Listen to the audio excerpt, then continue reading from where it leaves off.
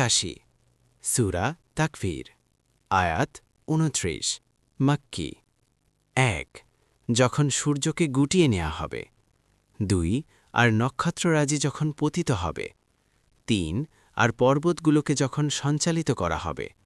৪ আর যখন ১০ মাসের গর্ভবতী উষ্ট্রীগুলো উপেক্ষিত হবে ৫ আর যখন বন্য পশুগুলোকে একত্র করা হবে ৬ আর যখন সমুদ্রগুলোকে অগ্নি উত্তাল করা হবে ৭ আর যখন আত্মাগুলোকে সমগোত্রীয়দের সাথে মিলিয়ে দেয়া হবে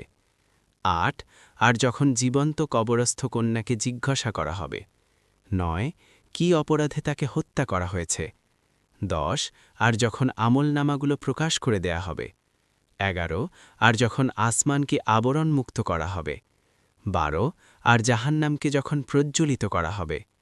১৩ আর জান্নাতকে যখন নিকটবর্তী করা হবে ১৪ তখন প্রত্যেক ব্যক্তিই জানতে পারবে সে কি উপস্থিত করেছে